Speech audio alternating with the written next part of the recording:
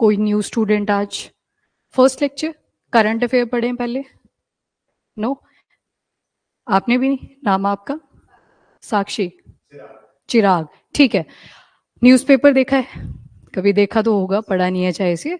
तो सिलेबस के हिसाब से जो इम्पोर्टेंट आर्टिकल्स होते हैं उनको अभी हम कवर करते हैं, और ये आपने साथ के साथ ही पढ़ने होते हैं, बिकॉज स्टैटिक का वेट नहीं कर सकते कि मेरी पॉलिटी जब कंप्लीट होगी तब मैं पॉलिटी के करंट करूंगा। न्यूज़पेपर तो डेली आता है, तो आपको साथ साथ ही चलना पड़ेगा, ठीक है। चलिए जी, स्टार्ट करते हैं। ऑडियो वीडियो ओके, ठीक है सर। करें स्टार्ट फिर? ओके, थोड़ा सा वार्म अप कर लेते हैं। अभी ऐसे लग रहे हो सुस्त से, हो जाओगे फिर एक्टिव। ठीक है, कल टाइगर रिजर्व के बारे में पढ़ा था आपने, कैसे हम किसी भी एरिया को टाइगर रिजर्व डिजिग्नेट करते हैं। कौन बताएगा प्रोसीजर? दिमाग में सोच लो, ऑनलाइन वाले फटाफट से चैट बॉक्स में लिखो।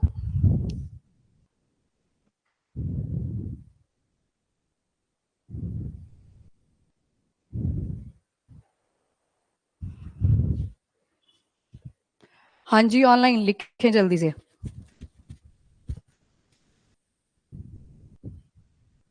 आया याद? नहीं, टाइगर रिजर्व का नाम नहीं मैंने पूछा आपसे, प्रोसीजर नितिन बता देगा फिर पहले।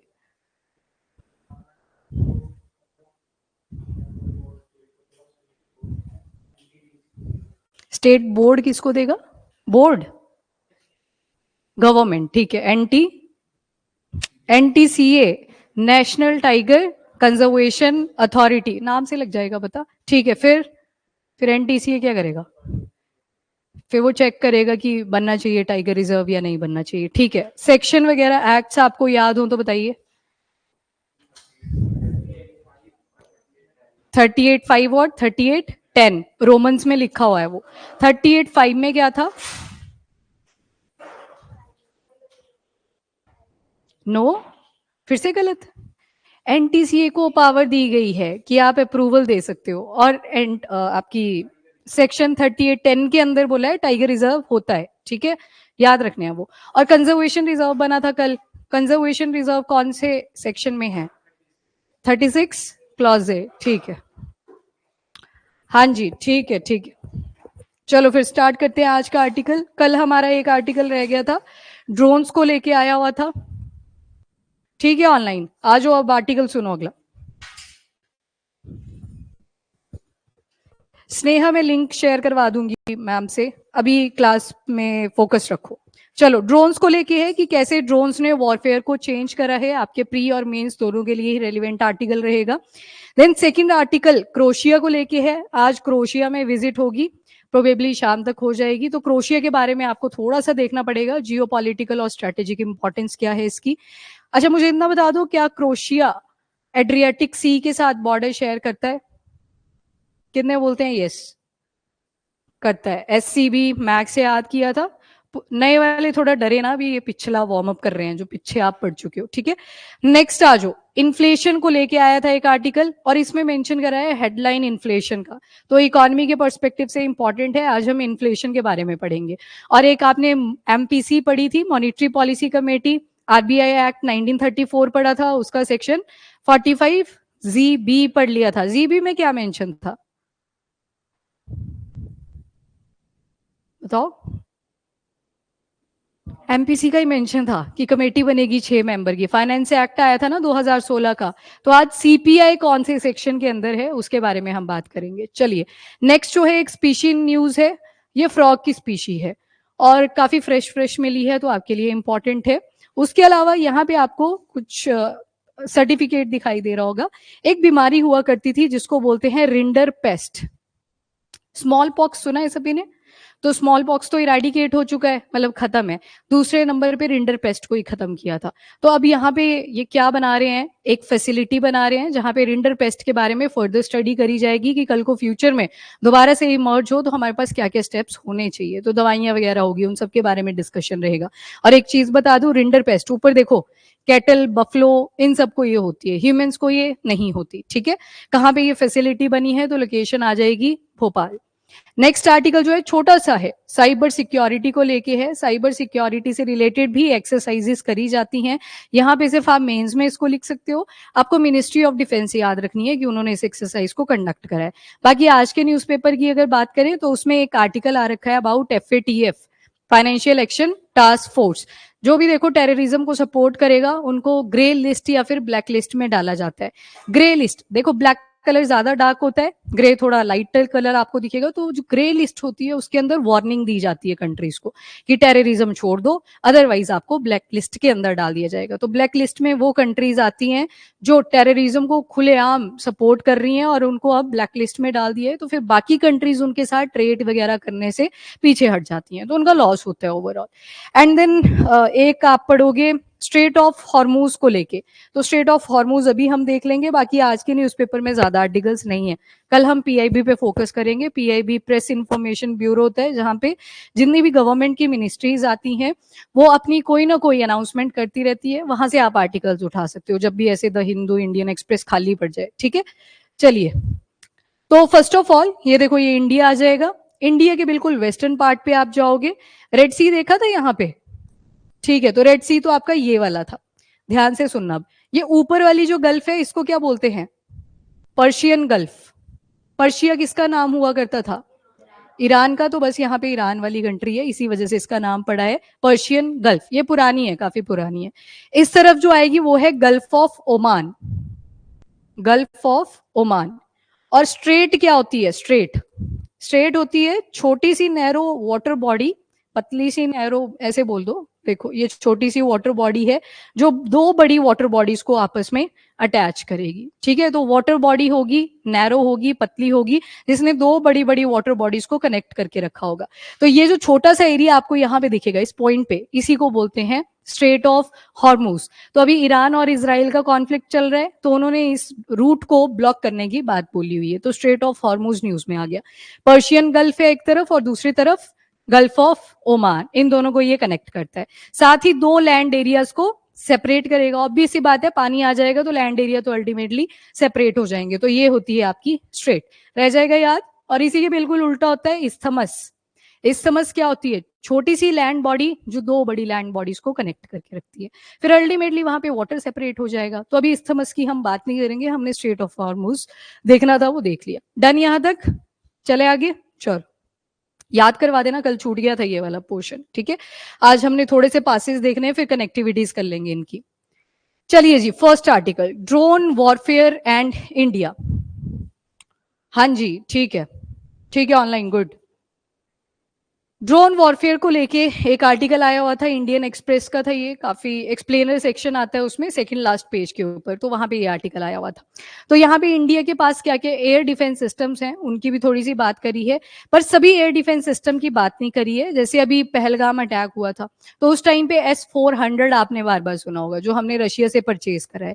कुछ नहीं होता है एयर डिफेंस सिस्टम, नीचे से आप मिसाइल शुरू करोगे लॉन्च करना, और जो भी एरियल टारगेट्स होंगे, कोई एयरक्राफ्ट के जरिए अटैक करने की ट्राई कर रहा है, कोई ड्रोन्स के जरिए अटैक करने की ट्राई कर रहे हैं, तो वो एक्टिवेट हो जाता है। मतलब हवा में ही जो टारगेट होगा उसको उड़ा देगा, तो वो आ ही नहीं पाएगा नीचे की तरफ। ठीक है, पर ड्रोन तो छोटा सा होता है, ड्रोन के लिए थोड़ी हम S-400 की मिसाइल्स को वेस्ट करेंगे। देखो जब भी हम कोई ऐसा डिफेंस सिस्टम परचेज करते हैं किसी दूसरी कंट्री से, तो उसके साथ जो उसकी मिसाइल्स होती हैं उसी कंट्री से हमें परचेज करनी पड़ती हैं, क्योंकि जो भी उन्होंने सेट करी होती हैं, प्रोसीजर से बनाई होती हैं, वो उन्हीं के पास प्रोटोकॉल्स होते हैं। तो मिसाइल हम वेस्ट नहीं कर सकते। और आज का जो टाइम है कहीं ना कहीं वो किसके जरिए चल रहा है? ड्रोन्स के जरिए। और ड्रोन्स देखो छोटी सी चीज है और बड़े बड़े एयरबेसिस को ब्लास्ट कर दे रही है। जैसे रिसेंट केस आपने सुना होगा यूक्रेन वाला, यूक्रेन ने फर्स्ट व्यू पर्सन, ये वाला जो आपका ड्रोन होता है इसको यूज किया। फर्स्ट व्यू पर्सन बिल्कुल ऐसा ही होता है, ऐसे स्पेक्स डालेगा, वर्चुअल रियलिटी की फॉर्म में दिखाई देंगी सारी चीजें, पर वो रियल टाइम की मॉनिटरिंग करके देगा। ठीक है, और ऐसे ड्रोन को लॉन्च कर दिया जाता है। तो ड्रोन यूक्रेन से गया किस तरफ? रशिया की साइड, और वहां पे एयरबेसेस उड़ाता रहा। यहाँ पे ये चश्मे लगा के देखते रहे यूक्रेनियंस। तो यहाँ पे क्या हुआ, बड़े बड़े एयर डिफेंस सिस्टम बना रहे थे मिलियंस में जिनकी कॉस्टिंग थी, और यहाँ पे एक छोटा सा ड्रोन आता है जिसकी लगभग कॉस्ट $1000 तक की है, वो उड़ा के चला गया। तो मतलब वॉरफेयर का जो ट्रेंड है वो चेंज कर रहा है। ठीक है, अब यहाँ से सबसे बड़ी प्रॉब्लम क्या ओरिजिन करती है? हम सभी क्या कर रहे हैं अभी के टाइम पे? 5th जनरेशन एयरक्राफ्ट बनाएंगे। क्यों बना रहे हैं 5th जनरेशन एयरक्राफ्ट? क्योंकि पड़ोसियों के पास भी है, पहली बात तो। और क्यों बनाने पड़ रहे हैं 5th जनरेशन एयरक्राफ्ट, क्यों हमें एयर डिफेंस सिस्टम परचेज करना पड़ रहा है? अभी जैसे रशिया का S-500 भी बन चुका है उनके पास, खरीदना था हमने, पर हमारी S-400 की भी पूरी डिलीवरीज नहीं हुई थी। तो रीजन क्या है? सिक्योरिटी पर्पस वो तो है ही, पर मुझे ये बताओ चेंजेस क्या आ रहे हैं? मतलब एक छोटा सा ड्रोन आ रहा है, बड़े से एयरबेस को उड़ा के चला जा रहा है, इससे क्या आप छोड़ दें एयर डिफेंस सिस्टम बनाना? छोड़ तो नहीं सकते। ड्रोन के ऊपर आप पूरी हैविली रिलाय नहीं कर सकते, ठीक है? तो फिर दिक्कत क्या है? इनसिक्योरिटी। अब जितने भी डेवलप नेशंस हैं उनको डर बैठ गया है कि अगर यार ये छोटे छोटे ड्रोन्स लेके लॉन्चेस करते रहेंगे, हमारी तो दुकानें बंद हो जाएंगी, जो तो बेच ही इनको रहे हैं एयर डिफेंस सिस्टम्स को। तो इनसिक्योरिटी सबसे बड़ा रीजन है, बाकी कोई नहीं चाहता कि वॉर्स खत्म हो। वॉर्स खत्म होगी, यूएस अपने वेपन किसको बेचेगा? ठीक है, तो इनसिक्योरिटी सबसे बड़ा रीजन है जिसके बारे में कोई भी डिफेंस फोर्स ओपनली नहीं बोलने वाली, ठीक है? चलो आगे देख लेते हैं।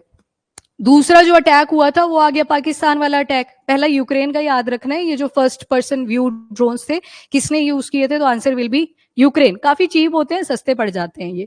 और दूसरा आता है ऑपरेशन सिंदूर, जो किसने कंडक्ट किया था? इंडिया ने किया था, वो सभी ने सुना हुआ है। तो इसमें भी क्या यूज हुए थे? ड्रोन्स यूज हुए थे। और इवन अभी अमरनाथ यात्रा में आपने सुना होगा कि एक हेलीकॉप्टर क्रैश कर गया था, तो अभी वहां पे ड्रोन्स को बैन कर दिया गया है। फोटोग्राफी के पर्पज से भी ड्रोन्स को यूज करते हैं ना आजकल शादियों में, ऐसे लहंगा घुमाते हैं और ऊपर से ड्रोन जाता है, तो वो वाली जो सारी चीजें हैं उसमें भी ड्रोन्स का यूज किया जा रहा है। तो अब वहां पे ड्रोन को बैन कर दिया, आज ही आया था इसका भी न्यूज़पेपर में कि अब वहां पे कोई भी ड्रोन्स का यूज नहीं करेगा for the purpose of photography and all. तो यहाँ पे भी जो ड्रोन्स यूज हुए थे पाकिस्तान ने किए थे, कहाँ से लिए थे? तुर्की से लिए थे। कौन कौन से थे? बेरख्तर और सोंगर। ये दोनों ही ड्रोन किसके हैं? तुर्की के हैं। और कल हमने इसके बारे में देखा था, सोंगर एंड बेरख्तर, दोनों याद रखेंगे आप। क्वेश्चन मैंने बता दिए थे आपको, आप शायद थे नहीं जिस दिन हमने क्वेश्चन डिस्कस किए थे यूपीएससी वाले। तो उसमें यही पूछा हुआ था कि कोई एयरक्राफ्ट का नाम दे दिया और पूछ लिया कि कौन सी कंट्री से हमने इसको परचेज करा हुआ है, ठीक है? तो परचेजिंग पे ही क्वेश्चन आता है, ठीक है? हाँ जी, हाँ जी, online. Next, rise of drone warfare. अच्छा, ये जो आपको इतने सारे ड्रोन्स एक साथ दिख रहे हैं ना, इसको बोलते हैं ड्रोन स्वार्मिंग। ड्रोन स्वार्मिंग, ये जो अगली जनरेशन बन रही है, 5th जनरेशन के एयरक्राफ्ट, 6th जनरेशन के एयरक्राफ्ट, इसमें कटिंग एज टेक्नोलॉजीज लगाई जाएंगी, जैसे आर्टिफिशियल इंटेलिजेंस। और हम चाहेंगे कि ह्यूमन बीइंग का लॉस जितना कम हो सके उतना कम हो। तो आप देखोगे कि आगे वाले टाइम पे क्रू मेंबर्स की जगह पे रोबोट्स बैठे होंगे, ठीक है? तो उससे फर्टिलिटी आपने रिड्यूस कर दी। और उसके अलावा सबसे जो इंपॉर्टेंट रोल प्ले करने वाला है वो है ड्रोन स्वार्मिंग। जैसे मान लो दिस इज एयरक्राफ्ट, यहाँ पे एयरक्राफ्ट है। अब क्या हुआ, कोई ऐसा टेरेन आ गया आगे जहां पे एयरक्राफ्ट नहीं जा सकता, या फिर चांसेस हैं कि एयरक्राफ्ट किसी पहाड़ी के साथ टकरा जाएगा, पूरा क्रैश कर जाएगा। तो यहाँ पे नीचे से चैम्बर ओपन करेगा और यहाँ से बहुत सारे ड्रोन्स निकलेंगे, फिर ड्रोन्स जाएंगे वहां पे और अटैक करेंगे। अभी के टाइम पे आपने ये सिर्फ एआई वीडियोस के जरिए देखा होगा, बट ये रियलिटी होगी आने वाले कुछ सालों में। तो ड्रोन स्वार्मिंग का मतलब है कि एक साथ बहुत सारे ड्रोन्स जाएंगे और अटैक करेंगे। ये टर्म कहाँ से ली गई है? तो लकस्ट देखे होंगे आपने, देखे? टिड्डे होते हैं छोटे छोटे इंसेक्ट्स, मतलब कोई भी फसल होती है उसके ऊपर एकदम से अगर पड़े तो सारी खा जाते हैं वो, तो उनको बोलते थे पहले लोकस्ट स्वार्मिंग। कोविड-19 जब आया था तो पाकिस्तान से ये उड़ने शुरू हुए थे, याद है?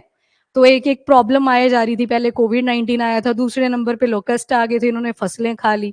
तो ये स्वार्मिंग जो वर्ड है ये कहाँ से लिया है? इसी से लिया हुआ है, ठीक है? तो ड्रोन स्वार्मिंग।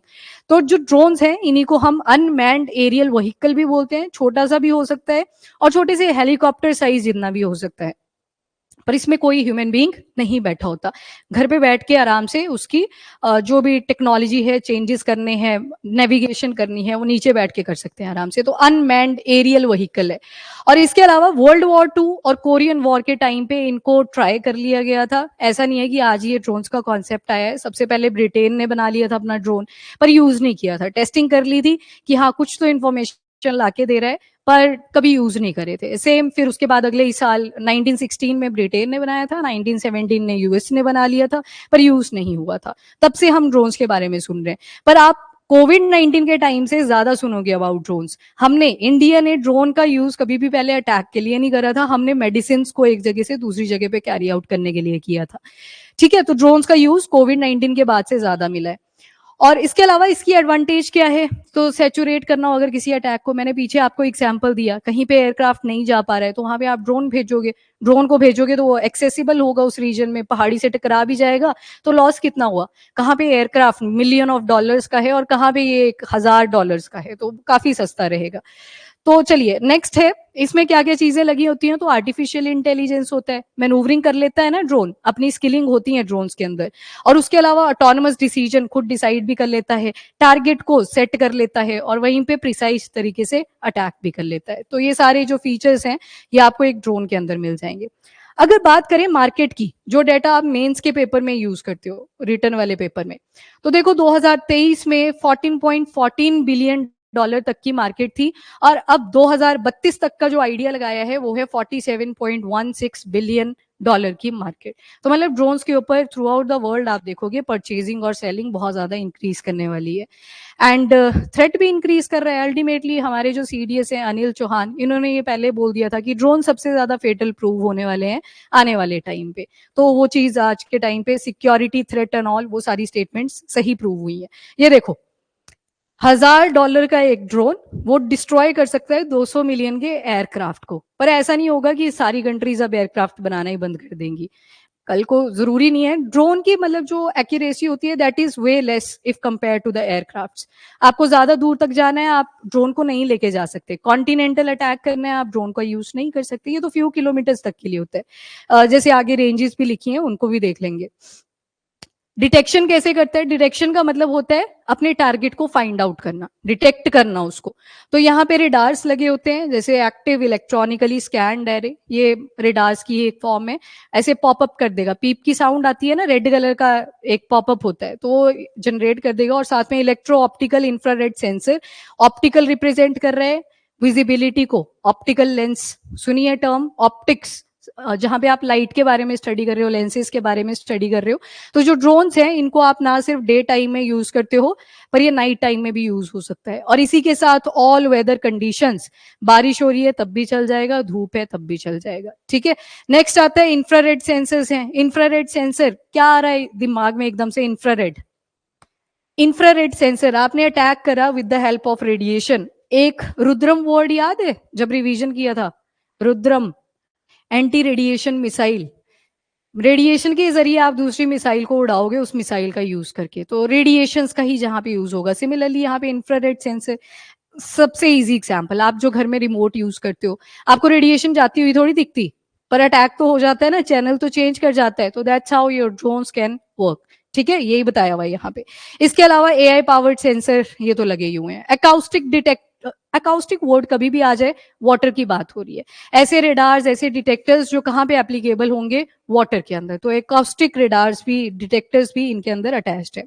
ट्रेडिशनल हैं पर काफी कॉस्टली भी हैं, और इनको कैसे आप डिस्ट्रॉय कर सकते हो। अब देखो जो हम एयर डिफेंस सिस्टम देखेंगे, जैसे सी रैम फैलिंग्स गन है, फॉरेन गन सिस्टम्स हैं, ये देखो ये छोटा सा सिस्टम लगा होता है, यहाँ से आप जैसे फायरिंग करते हो गन्स का यूज करके, वैसे ये सिस्टम फायरिंग करेगा उस ड्रोन के ऊपर, क्योंकि आप S-400 को नहीं लेके आ सकते। सिमिलरली जो आपका यूएस का है थार्ड, मैं एक शेप बना देती हूँ, देखो ऐसे ट्रक लगा होता है, ठीक है, 3 ट्रक्स होंगे, एक के ऊपर कैनिस्टर लगे होंगे बड़े बड़े, और इसके अंदर वो सारे रॉकेट्स रखे होते हैं, ठीक है।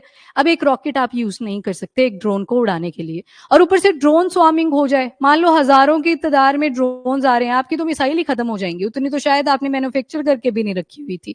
तो उस केस में आप, ये थर्ड हो गया यूएस का है, S-400 हो गया रशिया का है, इनको आप यूज नहीं कर सकते उन केसेस में, ठीक है। तो उसके लिए आपको छोटे छोटे एयर डिफेंस सिस्टम चाहिए, जैसे साइड में पिक्चर देखो, ये इंडिया का है, इसका नाम है भार्गव अस्त्रा, भार्गव अस्त्रा, इसके ऊपर ही लिखा है कि guided micro munition, micro munition मतलब छोटे छोटे अगर कोई अटैक करने की चीजें आ रही हैं तो उनको ये काउंटर करेगा। जैसे ड्रोन्स आएंगे तो इससे मल्टीपल छोटी छोटी मिसाइल्स निकलेंगी, छोटी होंगी साइज में, जो ड्रोन को उड़ाने के लिए मोर देन इनफ है।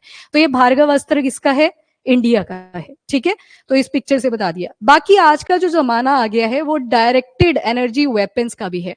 Directed energy weapons, directed, directed का मतलब डायरेक्शन सेट करेगा, किसकी डायरेक्शन सेट करेगा, जहां से टारगेट आ रहा होगा।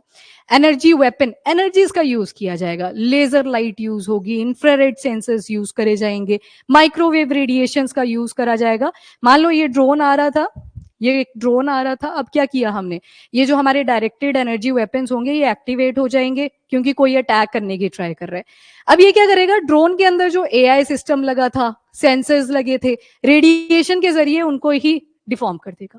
मतलब अब वो जो ड्रोन आ रहा था वो ऐसे ही गिर जाएगा नीचे आके, उससे कोई फेटेलिटी रेट नहीं देखने को मिलेगा क्योंकि एक डिटेक्शन रेंज पे उसने चेक कर लिया हुआ है। तो यहाँ पे जो डायरेक्टेड एनर्जी वेपन है इनमें आप रेडिएशंस का यूज कर रहे हो, लेजर हो गया, माइक्रोवेव हो गया, तो ये सारे ड्रोन्स को इलेक्ट्रॉनिकली डीएक्टिवेट कर देता है, डिसेबल बना देता है उसको। इलेक्ट्रॉनिक वॉरफेयर मिलेगा आपको, ये देखो जामिंग कर देगा, जो जीपीएस सिस्टम लगा होता है, जीपीएस सिस्टम सभी ने सुना है, ग्लोबल पोजिशनिंग सिस्टम। क्या जीपीएस क्या हेल्प करता है नेविगेशन लोकेशन में, तो ये देखो जैम ही कर देगा उसको, बैन ही कर दिया। नेक्स्ट आ गया स्पूफिंग। स्पूफिंग में क्या करेगा, ड्रोन आ रहा था हमारी कंट्री पे अटैक करने के लिए, आप उसको नीचे साइबर हेल्प के जरिए उसकी कोडिंग को चेंज करोगे और वो ड्रोन वापस जाएगा जहां से उसको लॉन्च किया गया था, मतलब वहीं पे फट जाएगा जिसने लॉन्च किया हुआ था, आपने मिस डायरेक्शन कर दी, तो उसको क्या बोलते हैं, स्पूफिंग। तो स्पूफिंग वर्ड अच्छा क्वेश्चन है आपके प्री के लिए, spoofing. And cyber attack, drone को हैक किया जा सकता है और जहां पे था वहीं पे उसको क्रैश भी करवाया जा सकता है। इंटरसेप्टेड ड्रोन्स एंड नेट्स, जैसे अभी हम इंद्रजाल के बारे में पढ़ते हैं, भार्गवास्त्र का लग गया पता, इसमें माइक्रो म्यूनिशंस हैं, छोटी छोटी मिसाइल्स निकलेंगी, छोटे अटैक्स अगर करने होंगे, ठीक है। पर एयरक्राफ्ट के लिए भार्गवास्त्र का यूज नहीं करा जा सकता, अगेन एयरक्राफ्ट तो इतना बड़ा होगा उसको तो चोट भी नहीं लगेगी, वही वाली बात आ जाएगी, तो भार्गवास्त्र। आकाश तीर, हाँ जी आकाश तीर भी अभी बता रही हूँ, बस यही लगी थी बोलने। एक तो आकाश तीर उसमें यूज हुआ था, याद है, हाँ इंडिया का है अपना, आ रही हूँ इस पे भी ये लिखा हुआ है सारा, किसने किया है मैन्युफैक्चर वो भी बता रही हूँ। ऑपरेशन जो सिंदूर हुआ था उसमें एक तो हमने आकाश तीर को यूज किया है, और दूसरा जो यूज हुआ था वो हमारा S-400 था। एक और यूज हुआ था, कौन सा, जिसको हमने इसराइल के साथ बनाया है, पेट्रियट, इसका भी यूज किया था। ठीक है, तो मल्टीपल चीजें यूज हुई हैं, बहुत सारे एयर डिफेंस सिस्टम यूज हुए हैं, पर अभी हम इनको नहीं पढ़ेंगे क्योंकि अभी हमें देखना है जो ड्रोन को उड़ा दे वो वाले। तो जो आकाश तीर था एयर डिफेंस सिस्टम, ये क्या कर रहा था, रियल टाइम ट्रैकिंग कर रहा था जो भी हमें अटैक करने की ट्राई कर रहा था। और आकाश तीर, ये देखो इस तरह से मिसाइल लॉन्च होती है एयर डिफेंस सिस्टम के अंदर, ठीक है। तो इंटरमीडिएट साइज के जो एरियल अटैक्स थे उनको ये अटैक कर रहा था।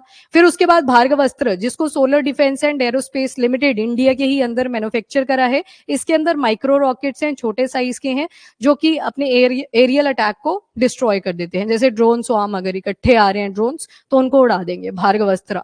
उसके अलावा डीआरडीओ का ही एक एंटी ड्रोन सिस्टम है, अब इसमें तो नाम में लिखा हुआ है एंटी ड्रोन सिस्टम, यानी कि ड्रोन स्वार्मिंग के ही अगेंस्ट इसको यूज किया जाएगा। तो दो प्रिंसिपल पे ये काम करता है, एक है जैसे सॉफ्ट किल, एक है जैसे हार्ड किल। मुझे ये बताओ सॉफ्ट और हार्ड वर्ड देख के आपको क्या लग रहा है, अगर मैं बोलूं क्रैश तो कौन से में फिट बैठेगा, हार्ड किल में, और सॉफ्ट किल में क्या आएगा, जैमिंग कर दी, उसका जीपीएस जैम कर दिया आपने, तो सॉफ्ट किल में क्या किया जाता है, कम्युनिकेशन सिस्टम को जैम कर दिया जहां से उसने लॉन्च किया हुआ था, एंड जीपीएस सिग्नल को भी रोक दिया, बैन कर दिया, जैम कर दिया। हार्ड किल में क्या किया जाएगा, ड्रोन को डिटेक्ट किया जाएगा, और ये जो डीआरडीओ का एंटी ड्रोन सिस्टम है, इसकी डिटेक्शन जो रेंज है वो 4 किलोमीटर की है। मतलब अगर मैंने ये सिस्टम यहाँ पे रखा है तो यहाँ से मुझे 4 किलोमीटर आगे जाना पड़ेगा, यहाँ पे डिटेक्ट कर लेगा ये कि ड्रोन बैठा हुआ है, मतलब उड़ रहा है। फिर 1 किलोमीटर की विसिनिटी पे ये अटैक कर सकता है, मतलब जब हिट करेगा तो 1 किलोमीटर का मिनिमम डिस्टेंस होना चाहिए, ठीक है। गर्मी लग रही है और पानी पीते रहो, नहीं तो चक्कर चुक्कर भी पड़ेंगे। चलो, हाँ हाँ हाँ, मैं बोल देती हूँ, बैठे रहो बैठे रहो, आवाज फैलती है इधर को, फिर लाइट अभी गई है जस्ट, लग गया बता, डीआरडीओ का एंटी ड्रोन सिस्टम, जाओ जाओ, हाँ पीछे खिड़की भी खोल दो ये। फिर आता है इंद्रजाल। इंद्रजाल, जाल क्या मतलब, नेट। तो यहाँ पे भी क्या होता है, बहुत सारे ड्रोन्स निकलेंगे, ये देखो साइड में पिक्चर, इस तरह से एक ही जगह पे बहुत सारे ड्रोन्स डिप्लॉय करे हुए हैं, जब भी ड्रोन स्वार्मिंग होगी तो हम भी क्या लॉन्च कर देंगे अपने ड्रोन्स को। तो इंद्रजाल इस टाइम पे आपके गुजरात वाले एरिया में और कर्नाटका का जो इंडियन नेवल इंस्टॉलेशन है वहां पे हमने डिप्लॉय करे हुए हैं, ज्यादा नहीं है हमारे पास, सिर्फ कर्नाटका और गुजरात वाले एरिया के अंदर, ठीक है। और कितने एरिया को ये कवर कर सकता है, तो 4000 स्क्वायर किलोमीटर तक का एरिया, रियल टाइम मॉनिटरिंग जो करी जाएगी कि कहाँ कहाँ से ड्रोन्स आ रहे थे, इतना एरिया तक ये चेक कर सकता है, 4000 स्क्वायर किलोमीटर। और बाकी ये भी एआई पावर्ड है, आर्टिफिशियल इंटेलिजेंस इनमें भी लगी हुई है। और कॉम्बिनेशन में जाएंगे, जैमर्स इनमें लगे हैं, स्पूफर इनमें लगे हैं। स्पूफर क्या बताया मैंने? ये नहीं, जीपीए, यस, मिस डायरेक्ट करना, ठीक है, जैसे आपने भी यही बोला ना, मिस डायरेक्शन, मतलब नेविगेशन ही उसकी फेल कर दी आपने, ठीक है, that is spoofing. Next, new face of war. Unmanned है, यानी कि अब ह्यूमन बींग्स का कम यूज हो रहा है और किसका आप ज्यादा यूज कर रहे हो? टेक्नोलॉजी का। देन एआई ड्रिवन है, ऑटोनोमस डिसीजन मेकिंग उनको अथॉरिटी दे रखी है। देन एसिमेट्रिक है, मतलब जो लो कॉस्ट टेक्नोलॉजी है वो हाई कॉस्ट टेक्नोलॉजी को डिस्ट्रॉय कर सकता है, ठीक है। ये आपके मेंस के लिए बहुत रेलिवेंट आर्टिकल है। इस बार के मेंस में तो पूछा जाएगा ड्रोन्स के ऊपर, क्योंकि ड्रोन्स का काफी यूज हुआ। यूक्रेन को देख लो, चाहे इंडिया और पाकिस्तान की वॉर देख लो, तो सभी में ही यूज हुआ है, ठीक है। चलिए, डन फर्स्ट आर्टिकल के साथ। अब छोटे छोटे नहीं, दूसरा भी थोड़ा सा बड़ा है, उसके बाद छोटे हैं। हाँ जी, ऑनलाइन आपको क्लियर यहां तक? यहाँ गर्मी है थोड़ी, एसी नहीं चल रहा ना, लाइट चली गई है। आपको तो नहीं लग रही अब गर्मी? जब ना ऐसे टेम्परेचर इंक्रीज करता है तो काइनेटिक एनर्जी, आपने नहीं की अभी साइंस, काइनेटिक एनर्जी इंक्रीज करेगी। तो अभी आपका दिमाग सबसे फास्टेस्ट, मतलब सबसे फास्ट चल रहा है इस टाइम पे, तो गर्मी पे फोकस मत करो, बस जो पढ़ रहे हैं उसी के ऊपर फोकस करो, ठीक है। सबसे फायदेमंद होता है गर्मियों में। हमारे क्लासरूम में ना जो क्लासरूम की डायरेक्शन थी वो ऐसे थी कि धूप जैसे ही आती थी और जब जाती थी तब तक वो वहीं पे पड़ी रहती थी, और हम ऐसे गर्मी से नहा रहे होते थे। फिजिक्स की क्लास चल रही है, फिर सर बोल रहे हैं कि काइनेटिक एनर्जी डायरेक्टली प्रोपोर्शनल है टेम्परेचर के, तुम गर्मी पे फोकस मत करो, पढ़ाई पे फोकस करो। कुछ नहीं होता, हो जाता है कभी कभी, है ना। जब एसडीएम लग जाओगे तो जाना पड़ेगा बाहर भी, एसी में थोड़ी बैठे रहोगे, है ना। चलो नेक्स्ट आ जाओ जी, इन्फ्लेशन के ऊपर आते हैं। इन्फ्लेशन की अगर बात करें सिंपल शब्दों में तो महंगाई आप बोलते हो, और अगर टेक्निकली बात करें हिंदी में तो उसको मुद्रास्फीति बोलते हैं। मतलब जो गुड्स और सर्विसेज हैं उनके प्राइसेस इंक्रीज हो चुके हैं।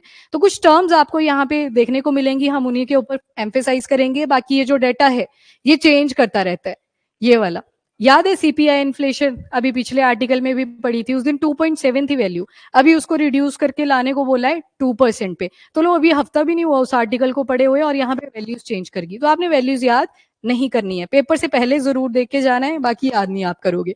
साथ में लिखा है हेडलाइन रिटेल इन्फ्लेशन। रिटेल से क्या पता लग रहा है? कंज्यूमर एंड रिटेल शॉप्स ही बोलते हैं। आप जब नेट बैंकिंग का यूज करते हो तो वहां पे ऑप्शन आती है कॉर्पोरेट या फिर रिटेल। तो कॉर्पोरेट किसके लिए यूज होता है? जो बिजनेस वाले हैं, प्राइवेट कंपनीज के हैं, उनके लिए कॉर्पोरेट। आप क्या यूज करते हो? रिटेल वाला, मतलब आप एज अ कंज्यूमर यूज कर रहे हो। तो हम सीधे आर्टिकल पे आते हैं। सबसे पहले आता है होलसेल प्राइस इंडेक्स। कोई चीज आपने बल्क में खरीदी, दैट इज होलसेल। एक इमेज देखो, बल्क में जब आप खरीदते हो तो उसको बोलते हो ना कि होलसेल में लेके आए थे तो हमें सस्ता पड़ गया, तो होलसेल प्राइस इंडेक्स। ऐसा इंडेक्स जिसमें हम इन्फ्लेशन चेक करते हैं किस लेवल पे, जब कोई चीज परचेज हुई है होलसेल लेवल पे, एक साथ ही आपने बहुत सारा सामान खरीदा। एंड नेक्स्ट आती है आपकी सीपीआई, कंज्यूमर प्राइस इंडेक्स। आपने किसी कमोडिटी को खरीद लिया है तो उस लेवल पे जब इन्फ्लेशन को चेक किया जाएगा तो उसे क्या कहते हैं? सीपीआई। और डब्ल्यूपीआई, सीपीआई दोनों ही ऐसे इंडेक्सेस होते हैं जिसका यूज करके हम इन्फ्लेशन को मेजर करते हैं, यानी कि महंगाई कितनी है उसको मेजर करते हैं। क्वेश्चन हर साल ही आता है लगभग। अगर आप सीडीएस वगैरह का पेपर देते हो, सीपीआई डब्ल्यूपीआई फेवरेट क्वेश्चन है उनका, ये टॉपिक तो आएगा ही आएगा। बाकी यूपीएससी थोड़ा फ्लक्चुएट करता रहता है। इस बार जैसे ऑल्टरनेटिव इन्वेस्टमेंट फंड्स हमने पढ़े हुए थे तो उसके ऊपर ही पहला क्वेश्चन आ गया था। तो आते हैं क्वेश्चन, मतलब रिलेटिव ही आते हैं। होलसेल प्राइस इंडेक्स में सिर्फ गुड्स आएंगी, ऐसी गुड्स, गुड्स ही बोला है, मतलब जिन चीजों को आप टच कर सकते हो। जैसे गेहूं पकड़ा दूं मैं आपके पास, टच कर सकते हो? मैं सॉफ्टवेयर पकड़ा दूं, कर सकते हो टच उसको? नहीं, क्योंकि वो तो सिस्टम के अंदर है, वो सर्विस की कैटेगरी में आ गया। तो जितनी भी टेंजिबल चीजें हैं जिन्हें आप टच कर सकते हो वो सब किस में आएगा? होलसेल प्राइस इंडेक्स के अंदर। तो सीपीआई में क्या होगा? इसमें सर्विसेज भी आएंगी, ठीक है। आप सॉफ्टवेयर का यूज कर रहे हो तो वो भी इसमें इंक्लूडेड है। तो इसमें गुड्स एंड सर्विसेज दोनों आती हैं। नेक्स्ट जो पॉइंट है, जो आपका होलसेल प्राइस इंडेक्स है, ये वीकली बेसिस पे चेक होता है, यानी कि हर हफ्ते का मतलब हर हफ्ते के गैप पे आपको वैल्यूज चेंज होती हुई दिखेंगी। जबकि सीपीआई जो है ये मंथली बेसिस पे होता है, मतलब एक साल में कितनी बार चेंज कर जाएगा? 12 बार। और वहां पे हफ्ते थे तो कर लो मल्टीप्लाई, कितनी बार चेंज कर जाएगा? लगभग 48 टू 50, मतलब ऑन एन एवरेज, ठीक है। और जो डब्ल्यूपीआई है इसमें सिर्फ गुड्स आएंगी, वहां पे आपने देख लिया गुड्स एंड सर्विसेज दोनों आएंगी, टेंजिबल भी आ रही है और इंटेंजिबल चीजें भी आ रही हैं। हाँ, ये याद रखना, अगर ओवरऑल कैटेगरीज पूछी जाए कि होलसेल प्राइस इंडेक्स के अंदर कितनी कैटेगरीज बनाई है, जब भी आप क्लासिफिकेशन पढ़ते हो ऐसे बोलते हो ना, तो इसमें आएंगी 3 कैटेगरीज। कौन कौन सी है? एक है प्राइमरी आर्टिकल, एक है फ्यूल एंड पावर, एक है मैन्युफैक्चर्ड गुड।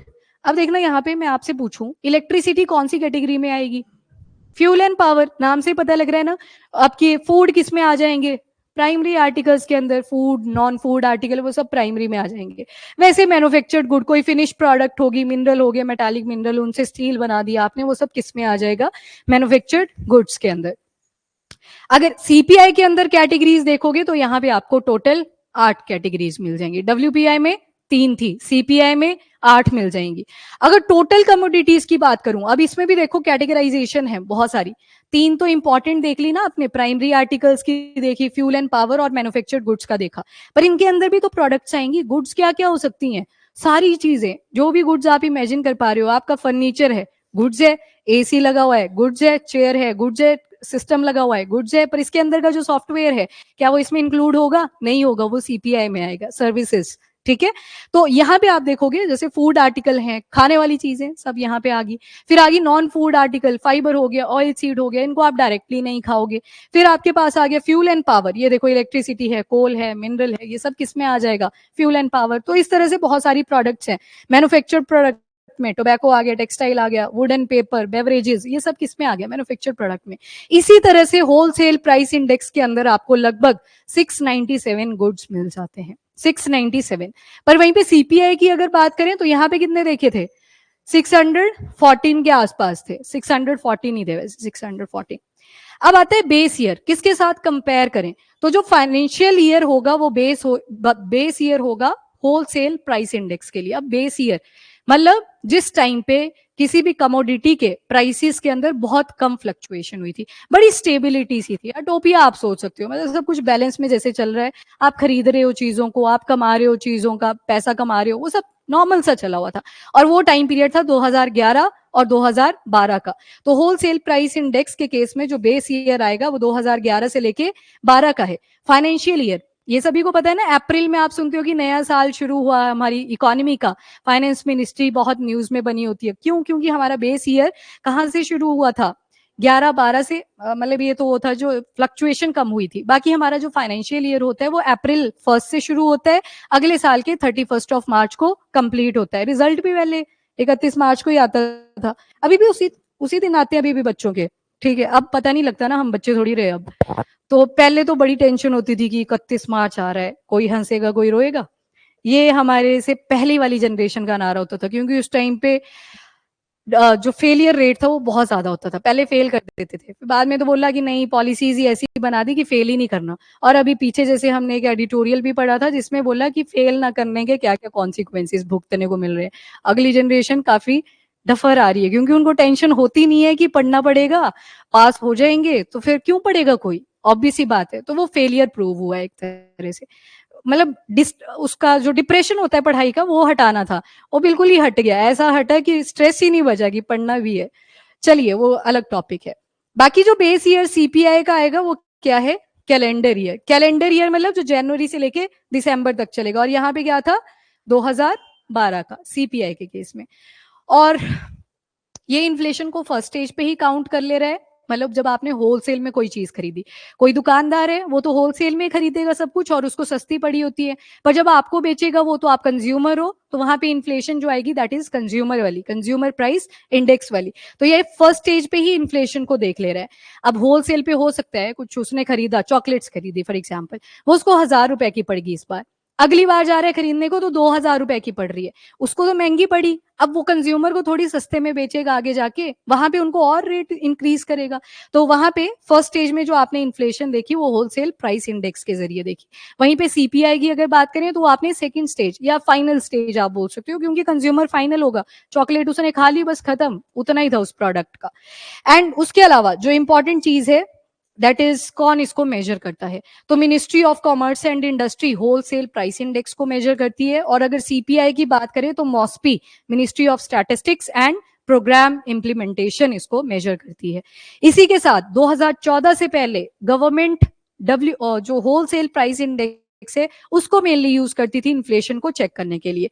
पर फिर जैसे जैसे टाइम बीता, इंडिया के अंदर भी डिजिटलाइजेशन आई, सर्विसेज का एरिया आया, आईटी सेक्टर और ज्यादा बूम किया, तो उसके बाद सीपीआई को यूज कर रहा है 2014 के बाद, होलसेल प्राइस इंडेक्स को। ठीक है, तो ये पॉइंट भी याद रखिए।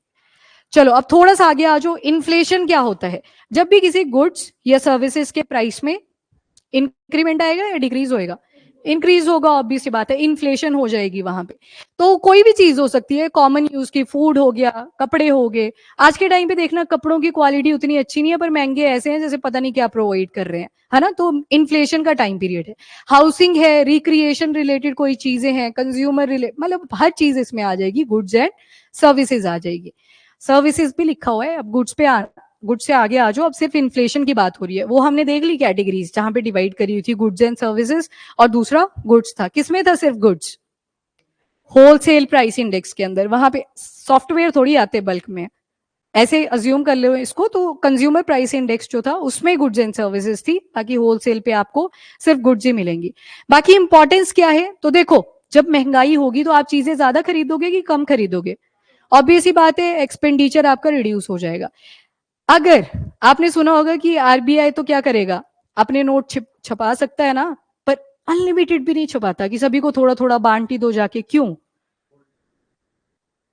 किसने? ठीक है, और क्या रीजन है? क्या हो सकता है अगर सभी के पास नोट्स आ जाए? यस, जो करेंसी की वैल्यू थी वो बचेगी नहीं। हो सकता है जहां पे आप 5 रुपए की प्रोडक्ट ले रहे थे, चॉकलेट, उसके लिए आपको एक बोरी भर के नोट्स लेके जाने पड़ रहे हैं, क्योंकि आपकी जो करेंसी की वैल्यू है वो पूरी ठप हो चुकी है। और इसकी स्टोरीज आपने पहले की सुनी होंगी, वाइमर कॉन्स्टिट्यूशन की थी, यूगोस्लाविया की जो कंट्रीज थी वहां पे थी। हर कंट्री के अंदर ये हुआ है, बहुत सारे नोट छाप दिए। अब ब्रेड भी लेने जा रहे हो तो बोरी भर के पहले तो नोट डालने पड़ रहे हैं। कई बार आपने सुना होगा पहले 100 रुपए थे, अब आपको 1 लाख रुपए का खरीदना पड़ रहा है, क्योंकि आपकी करेंसी की वैल्यू नहीं बची।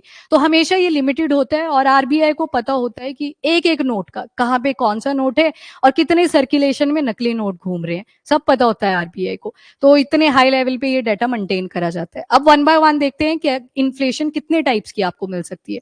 सबसे पहले आता है स्टैगफ्लेशन। रुको मैं ऑनलाइन का देख लो। हाँ, जिम्बाब्वे की भी थी, यस। इकोनॉमिक क्राइसिस हो सकते हैं, yes. Currency devaluation, yes, good. Online वो थोड़ा आपकी तरफ मेरा ध्यान नहीं रहा था अभी, वो लाइट नहीं है ना, यहाँ पे गर्मी लग रही है तो एनर्जी कंज्यूम कर रही थी मैं। चलो ठीक है, ठीक है, यहाँ पे भी एक्टिव हैं स्टूडेंट्स, गुड। आ जाओ जी, फर्स्ट टाइप जो है वो है स्टैगफ्लेशन। दो शब्दों से बना है, फ्लेशन मतलब इन्फ्लेशन की बात हो रही है, तो यहाँ पे महंगाई तो खूब सारी है, एक चीज क्लियर है। दूसरा लिखा है स्टैग। स्टैग मतलब कोई चीज है वो स्टेगनेंट होगी। अब सुनना इसको ध्यान से, इसमें 3 पैरामीटर्स आएंगे। Number 1 is GDP, gross domestic product. कुछ प्रोडक्शन ही नहीं हो रही है तो आपका जीडीपी क्या हो गया है? गिर गया है। ग्रॉस डोमेस्टिक प्रोडक्ट याद है? जितने भी गुड्स कहाँ पे बन रहे हैं? अपनी लैंड टेरिटरी के अंदर बन रहे हैं, ठीक है, वो सारे क्या आ जाएंगे? जीडीपी के अंदर आ जाएंगे, ग्रॉस डोमेस्टिक प्रोडक्ट के अंदर। तो एक तो जीडीपी डाउन हुई, दूसरा जो फैक्टर आएगा वो है अनएम्प्लॉयमेंट। जब कुछ बन ही नहीं रहा है तो कोई लेबर क्यों रखेगा? तो उससे क्या होगा? अनएम्प्लॉयमेंट आएगी, लोगों को जॉब्स नहीं मिल रही हैं, तो अनएम्प्लॉयमेंट रेज कर चुकी है, इंक्रीज कर चुकी है, बेरोजगारी बढ़ चुकी है। तीसरा जो फैक्टर आएगा वो है डिमांड। अब जब कुछ बन ही नहीं रहा है और महंगाई इतनी है कि जो लिमिटेड चीजें भी बनी हुई हैं उनको भी कोई खरीदना नहीं चाहता, क्योंकि पैसा ही नहीं है जेब में बचा हुआ। तो डिमांड क्या कर रही है? डिमांड रिड्यूस कर रही है, और प्लस इन्फ्लेशन आ गया। ये तीनों को बोलेंगे यहाँ पे, दैट इज स्टेग्नेशन, और अगला आ गया इन्फ्लेशन। तो टाइप ऑफ इन्फ्लेशन बनी स्टैगफ्लेशन। जीडीपी कम हो चुकी है क्योंकि कुछ प्रोड्यूस नहीं हो रहा। एंड क्यों नहीं प्रोड्यूस हो रहा? क्योंकि रॉ मटेरियल सब महंगा हो चुका है, इन्फ्लेशन इतनी ज्यादा है।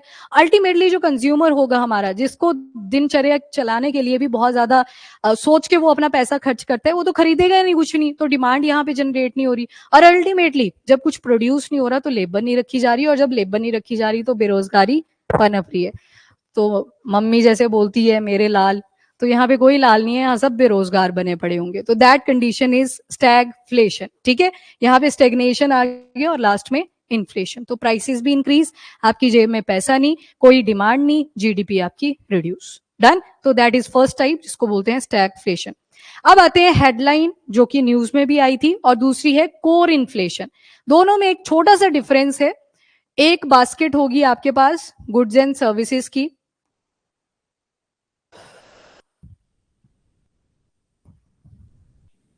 गुड्स एंड सर्विसेज, एक बोला कोर और दूसरा बोला हेडलाइन। हेडलाइन में जो भी गुड्स एंड सर्विसेज आप सोच पा रहे हो वो सब आएंगे, ठीक है। पर कोर के केस में दो चीजें बाहर निकल जाएंगी, नंबर 1 फूड और नंबर 2 एनर्जी। देखो, ऑयल के दाम बार बार फ्लक्चुएट करते रहते हैं, बहुत ज्यादा फ्रेजाइल होते हैं, मार्केट क्रैश करगी, आपके प्राइसेस में एकदम से स्पाइक देखने को मिलेगा।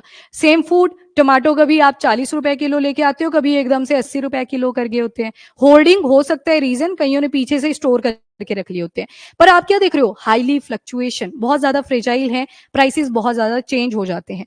तो जब आप इन दोनों को एक्सक्लूड कर दोगे तो उस टाइप की इन्फ्लेशन को बोलेंगे कोर इन्फ्लेशन। पर हेडलाइन के अंदर आप फूड को भी काउंट करोगे और एनर्जी को भी काउंट करोगे। फॉर एग्जाम्पल मैं आपसे पूछती हूँ, पेट्रोलियम, पेट्रोलियम किस में आएगा,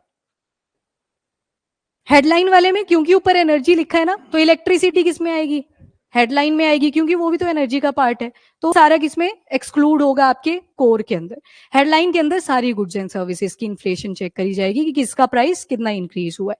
अगर मैं आपसे बोलूं कैरल्स, पल्सेस, किस हेडलाइन में आएगा, क्योंकि कोर में वो एक्सक्लूड कर दिया हुआ है ऑलरेडी। पर अगर मैं बोलूं फर्नीचर, दोनों में आएगा, क्योंकि वहां पे सिर्फ एक फूड है और दूसरा एनर्जी। हमें अगर मेजरमेंट करनी है कि फ्लक्चुएशन कम से कम दिखे तो कौन सा यूज करेंगे, कोर को यूज करेंगे, क्योंकि हमने फ्लक्चुएशन वाली चीज ही साइड कर दी हुई है। तो यहां से हमें वो डेटा मिलेगा जिसमें हमें फ्लक्चुएशन बहुत कम दिखेगी, क्योंकि फूड और आपका एनर्जी सेक्टर। गैस अगर बोलूं एलपीजी, हेडलाइन में आएगा, क्योंकि यहां पे भी एनर्जी एक्सक्लूडेड है। लग गया पता, तो दोनों के बीच में थोड़ा सा ही डिफरेंस था। कोर के अंदर वो जो फ्लक्चुएटिंग चीजें हैं उनको ही हमने साइड लाइन कर दिया। तो आपके पास जो डेटा आएगा कंपैरिजन के लिए वो बहुत कम उसमें प्राइसेस का ऊपर नीचे देखने को मिलेगा। डन। तो headline and core inflation, yes online, ठीक है, यहां पे भी आंसर किया। नेक्स्ट आ जो डिसइन्फ्लेशन के ऊपर, डिसइन्फ्लेशन ग्राफ देखो पहले तो। डिसइन्फ्लेशन में डिस आपको मे भी ऐसे गाइड करेगा कि कोई चीज रिड्यूस कर रही है। यहां पे प्राइसेस उतनी स्पीड से इंक्रीज नहीं कर रहे जितने में इन्फ्लेशन में कर रहे थे। मतलब प्राइसेस अभी भी इंक्रीज कर रहे हैं पर बहुत कम रेट पे कर रहे हैं। जैसे एक दिन में 1 रुपया बढ़ा, अगले दिन 1 रुपया और बढ़ा, 2 रुपया बढ़े, 3 रुपया बढ़े। पर पहले इन्फ्लेशन में क्या हो रहा था, एकदम से 50 से 100 पे जा रहे हो, 100 से 200 पे जा रहे हो, तो प्राइसेस का जो डिफरेंस है वो बहुत कम होगा। तो ग्राफ आपको नीचे को मिलेगा, जहां पे पहले पीक पॉइंट आ गया था इन्फ्लेशन का, अब डिसइन्फ्लेशन किया जा रहा है, प्राइस अभी भी बढ़ रहा है पर कम रेट पे बढ़ रहा है। तो आपका जो ग्राफ है वो अब डाउन आना शुरू हो जाएगा, ठीक है। तो that is disinflation, slower pace पे यहां पे इन्फ्लेशन बढ़ेगी। नहीं नहीं, ये अब एक ही कमोडिटी का नहीं है ना, इसमें सारी कमोडिटीज आएंगी। तो जब आप एक एक चीज का प्राइस कम कर दोगे तो ऑब्वियस सी बात है, जो स्पाइक आई थी वो रिड्यूस करना शुरू हो जाएगी। इंक्रीज अभी भी कर रहा है प्राइस, पर उतना नहीं कर रहा है जैसे पहले कर रहा था इन्फ्लेशन के केस में। यहाँ पे ऐसे अज्यूम करो, यहाँ पे 100 रुपया बढ़ रहा है, 200 रुपया बढ़ रहा है, अब सिर्फ 1 1 रुपया बढ़ रहा है। जब बहुत सारे गुड्स एंड सर्विसेज यहाँ पे काउंट होंगे तो ऑब्वियसली आपका ग्राफ जो है वो नीचे को चलना शुरू हो जाएगा। प्राइसेस अभी भी इंक्रीज कर रहे हैं, ये याद रखना है, डिसइन्फ्लेशन। पर जो पेस है दैट इज वेरी स्लो। हाँ जी ऑनलाइन, यहां तक क्लियर, आपको क्लियर हुआ, गर्मी में आ रहा है समझ। आज आपकी इम्तिहान की घड़ी है, ऑनलाइन वाले भी अपना एसी बंद कर लो, तुम भी ऐसे ही पढ़ो आज।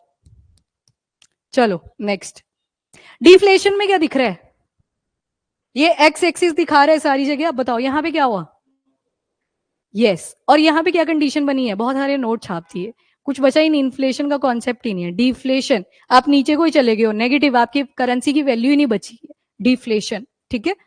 चलो जी, मेन कॉजेस क्या क्या होते हैं। Number 1 is cost push inflation. अच्छा, कब कब चीजों के प्राइसेस इंक्रीज करते हैं, एक तो आर्टिफिशियल डिमांड, आपने कोई प्रोडक्ट बोल दी कि मुझे ये चाहिए, दुकानदार ने बोला मेरे पास तो है नहीं, दुकानदार बोलेगा मैं ले आऊंगा पर 50 रुपए ज्यादा लगेंगे, तो आपने वहां पे डिमांड को जनरेट करवाया। तो पहला जो होता है वो है कॉस्ट पुश इन्फ्लेशन। यहां पे क्या होगा, जो प्राइसेस होंगे आपके वो राइज करेंगे, क्योंकि प्रोडक्शन कॉस्ट ही इंक्रीज कर गई है। समझ आया, ये प्रोडक्शन कॉस्ट मतलब प्राइमरी सेक्टर पे ही आपकी जो प्रोड्यूस हो रही थी चीजें उसकी कॉस्ट इंक्रीज कर गई है। लेबर वाले पहले 500 रुपए दिहाड़ी ले रहे थे, अब बोल रहे हैं हमें कितनी चाहिए, 1000 रुपए। तो जो भी वो प्रोडक्ट बनाएंगे वो भी अल्टीमेटली महंगी कर जाएगी। तो पहला रीजन। दूसरा आ गया डिमांड पुल इन्फ्लेशन, जो कंज्यूमर की डिमांड है वो इंक्रीज कर रही है, तो जल्दी जल्दी चीजें बननी शुरू होंगी, ऑब्वियस सी बात है प्राइस वहां पे इंक्रीज करेगा। पर अगर इसके बिल्कुल उल्टा होता, इसके बिल्कुल उल्टा होता, मतलब सप्लाई पीछे से बहुत ज्यादा आ रही है, कोई भी प्रोडक्ट है उसकी सप्लाई बहुत ज्यादा आ रखी है पीछे से, फिर क्या होता, फिर प्राइस ठप कर जाते, फिर उधर होता दुकानदारों की बस खरीद लो फटाफट से। सब्जी मंडी में भी तो यही होता है, जिस दिन बहुत ज्यादा होर्डिंग रिलीज करी होती है उस दिन जल्दी जल्दी बेच रहे होते हैं वो, जो चीज आपको पहले 80 रुपए की मिल रही थी उस दिन 20 की मिल जाए, शायद 30 की मिल जाए, तो उस दिन बेचने पे फोकस होता है। एंड देन मॉनेटरी फैक्टर्स, ये हमने डिस्कस कर लिया। इसमें अगर आप पैसा छोड़ोगे नहीं मार्केट के अंदर तब भी दिक्कत है, थोड़ा सा तो छोड़ना पड़ेगा, एक्सपेंडिचर तो होना चाहिए ताकि सर्कुलेशन चली रहे। और बिल्ट इन इन्फ्लेशन, जिसे इन्फ्लेशनरी एक्सपेक्टेशन भी बोलते हैं, जब लोगों को लगता है कि फ्यूचर में भी प्राइस इंक्रीज कर जाए तो वो पहले ही एडजस्टमेंट करने लग जाते हैं कि पहले खरीद के रख लेते हैं, क्या पता कल को प्राइसेस इंक्रीज कर जाएं। तो ये एक तरह से एक्सपेक्टेड होती है, इमेजिनरी सी इन्फ्लेशन होती है, इसको बोलते हैं, साइकोलॉजिकल होती है। जैसे सप्लाई,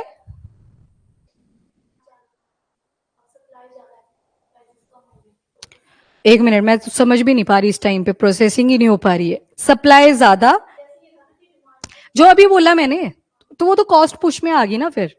रुको रुको रुको, आपने बोला सप्लाई, हाँ, जिसमें डिमांड रेस करी, ठीक है, और नहीं, उसके लिए यही टर्म, हाँ, सप्लाई पुल ही बोलते हैं उसको। डिमांड आता है, सप्लाई आता है और एक इक्विलिब्रियम आता है, तीन कैटेगरीज आती हैं, ठीक है। ओके, अभी मतलब लिटरली मुझे ये पता नहीं चल रहा, गर्मी ज्यादा लग रही है ना, मैं बोल भी रही हूँ तो पसीना भी आ रहा है। चलो ठीक है, हाँ, यही वाली कैटेगरी आएगी। तीन कैटेगरीज पढ़ते हो आप इसमें, एक सिचुएशन आती है, ग्राफ्स आते हैं उसमें, एक ग्राफ ये वाला होता है, एक इक्विलिब्रियम वाला आता है, एक में डिक्लाइन दिखाते हैं, ये वाला बनता है। तो तीन ग्राफ्स आप पढ़ते हो, इकोनॉमी के अंदर आएगा ये भी। उसके बाद आते हैं इफेक्ट्स ऑफ इन्फ्लेशन। सबसे पहले अगर महंगाई होएगी तो ऑब्वियस सी बात है, लोग क्या करेंगे, चीजों को खरीदना कम कर देंगे। यही होगा ना इसका इन्फ्लुएंस, क्यों खरीदेगा कोई भी, फिर वेट करेंगे जब प्राइसेस डाउन होंगे तब चीजों को खरीद लेंगे। लेट्स से फर्नीचर है, जब कोई ओकेजन आता है तो उस टाइम पे खरीदना ही खरीदना है, तो उस टाइम पे सप्लाई भी चली है, डिमांड भी रेज है और इन्फ्लेशन भी चली है, उस टाइम पे तो सबसे ज्यादा कमाते हैं जितने भी ये अपने रिटेल शॉप्स पे होते हैं। अब यहाँ पे inflation erode purchasing power, obvious सी बात है, जब पैसा ऑलरेडी किसी प्रोडक्ट के लिए आपको ज्यादा पे करना पड़ेगा तो लोग अवॉइड करेंगे खरीदना। दूसरा, inflation disproportionately impact lower income consumer, जो बेसिक नीड की चीजें भी थी, खाना पीना, आटा हो गया, दाल होगी, जो सभी को चाहिए, उसमें इकोनॉमी तो नहीं डिसाइड करेगी कौन खाएगा कौन नहीं, पर अगर दाल के प्राइसेस मान लो पिछले महीने 150 ज्यादा ही हो जाएगा, 50 रुपए थे, लेट्स से कोई वो पतले वाली दाल है, अभी कितने रुपए किलो है, क्या बोलते हैं उसको, नाम नहीं याद आ रहा, वो जो मिक्स करके डालते हैं एक सीटी वाली दाल, हाँ, मिक्स करी होती है, खाते हो ना सारे, शॉर्टकट में वही बनती है। मान लो उसकी 50 रुपए थी, आगे चल के वो हो चुकी है 200 रुपए, तो वो जो लो इनकम वाला पर्सन होगा वो कैसे खरीदेगा इसको। तो क्या हुआ, इकोनॉमी के अंदर नेगेटिव इन्फ्लुएंस देखने को मिला।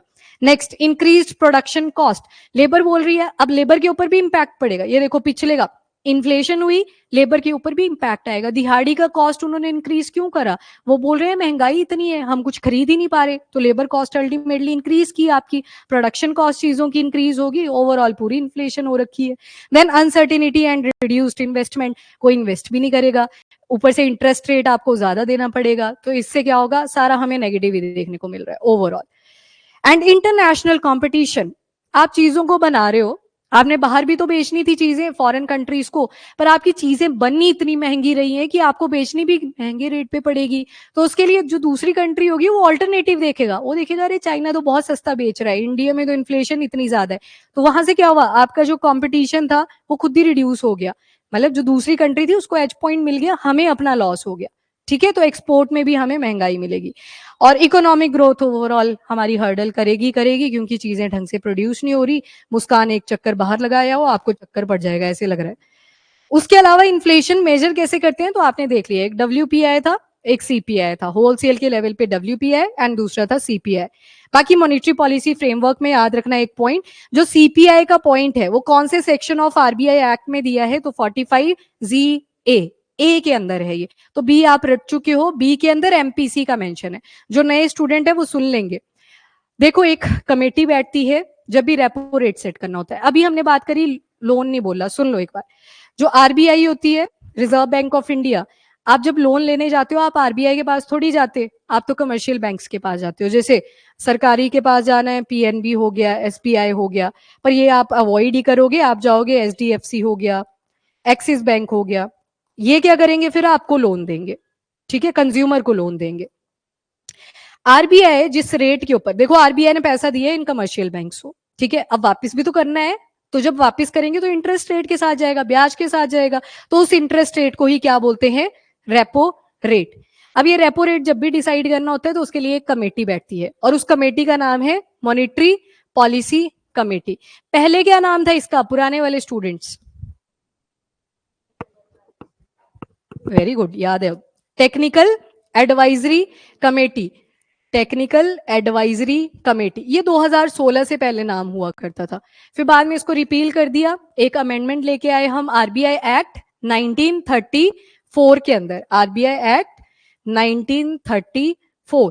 2016 के अंदर हम एक और एक्ट लेके आए, फाइनेंस एक्ट 2016, जिसके जरिए ये जो टेक्निकल एडवाइजरी कमेटी थी इसको हमने रिमूव कर दिया और इसकी जगह पे नई कमेटी बिठाई जिसका नाम था एमपीसी, मॉनेटरी पॉलिसी कमेटी। और इसको किस सेक्शन में ऐड करा आरबीआई के, सेक्शन 45 रह जाएगा यार, क्या चीज? नहीं, कोई डायरेक्ट नहीं होती, बीच में कमर्शियल बैंक से उनकी कंज्यूमर्स के साथ। आरबीआई तो चेक रख रहा है ना सारा कि मशीनरी ठीक से चल रही है या नहीं, तो कंज्यूमर के साथ भी लग गए डील करने, तो बैंक में देखा है कैसे पागल हुए पड़े होते हैं सब, आरबीआई भी हिल जाएगा उन्हीं की तरह।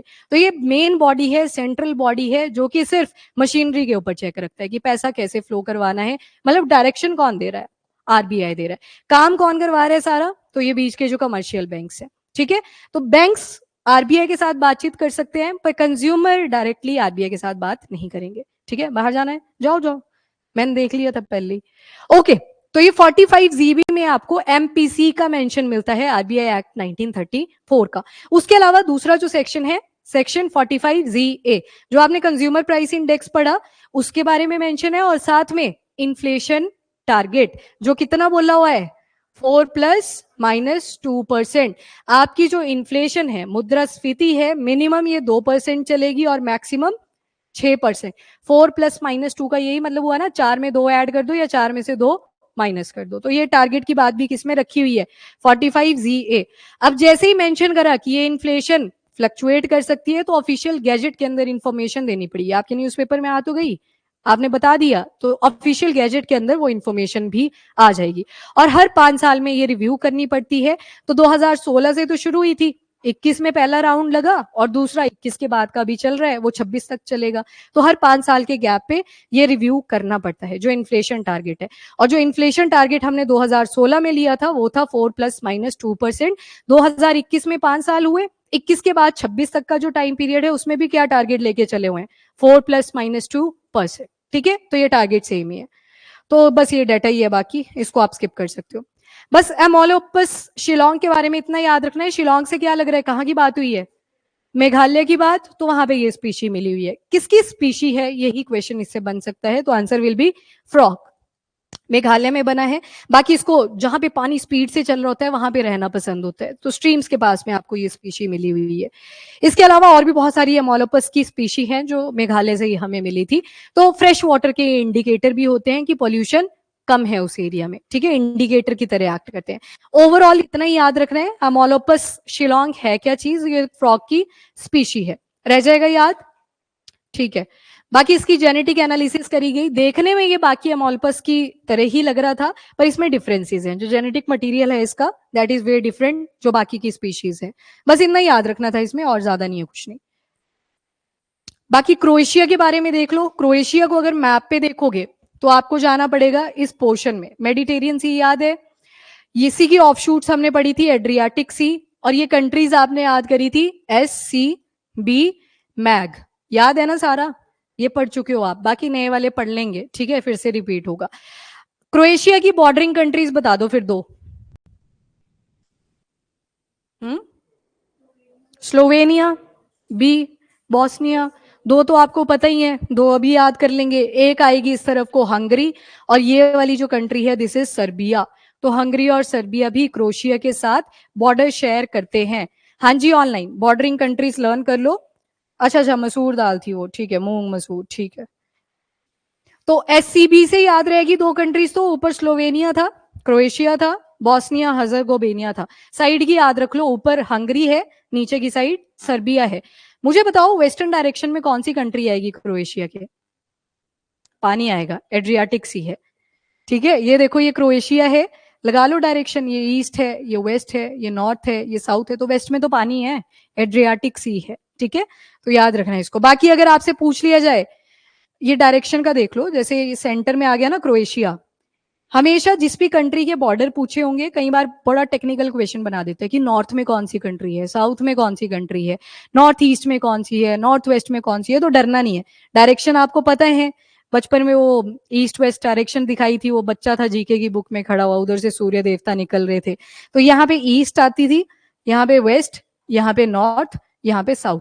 तो अगर मैं बोलूं नॉर्थ वेस्ट डायरेक्शन, तो ऑब्वियस सी बात है नॉर्थ और वेस्ट के बीच में आएगा, नॉर्थ वेस्ट उसको बोल देंगे। अगर मैं बोलूं नॉर्थ ईस्ट, तो नॉर्थ ईस्ट ये वाला आ गया, नॉर्थ और ईस्ट के बीच में। अगर बोलूं साउथ ईस्ट तो ये वाला आ जाएगा, अगर बोलूं साउथ वेस्ट तो ये आ गया। तो क्रोएशिया के नॉर्थ वाले पोर्शन में कौन सी कंट्री आएगी? स्लोवेनिया, स्लोवेनिया आ जाएगा, ठीक है। नॉर्थ ईस्ट में कौन सा आएगा?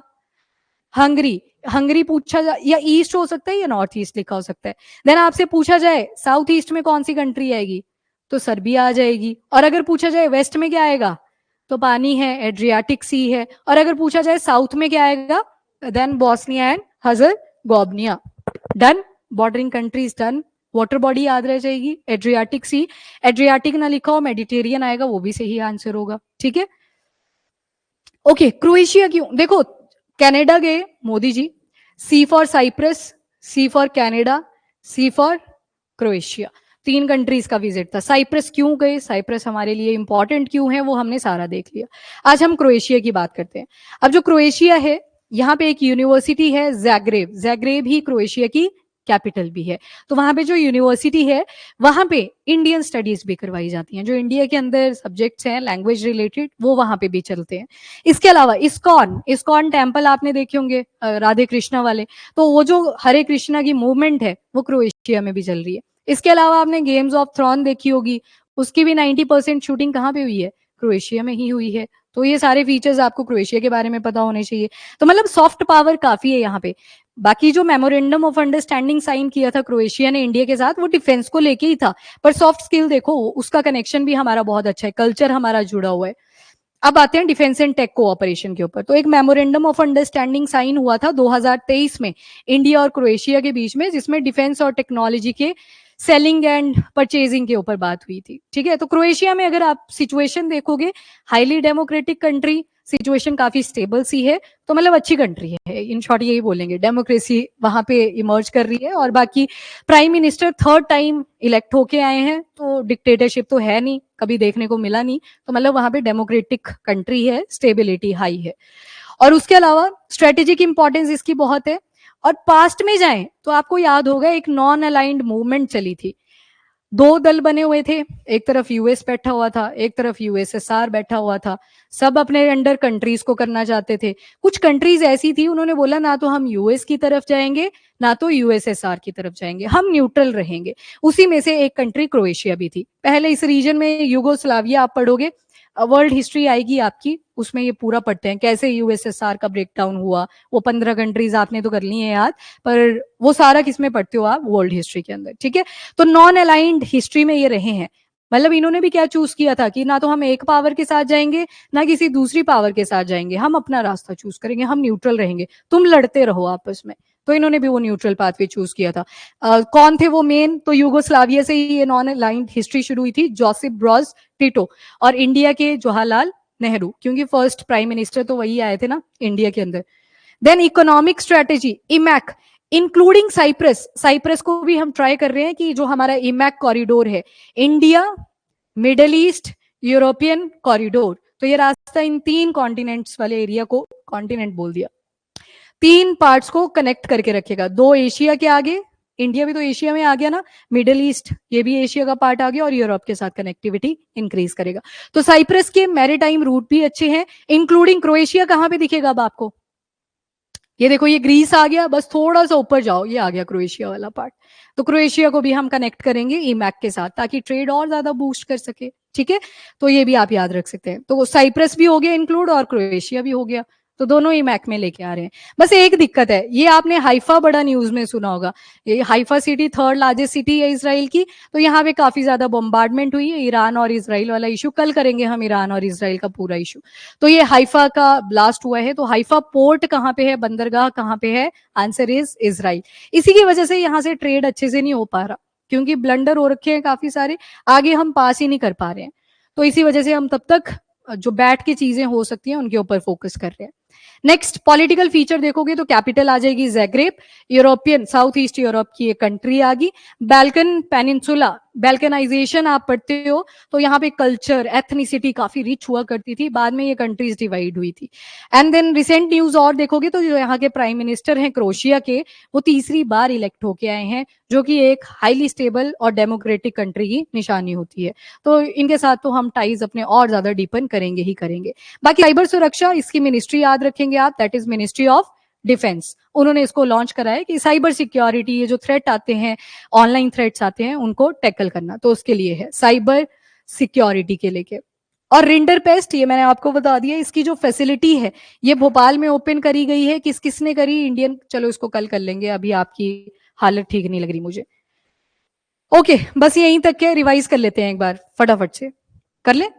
तो आज के जो आर्टिकल्स थे, फर्स्ट ऑफ ऑल साइबर सुरक्षा कौन सी मिनिस्ट्री आएगी, मिनिस्ट्री ऑफ डिफेंस आ जाएगी, ठीक है।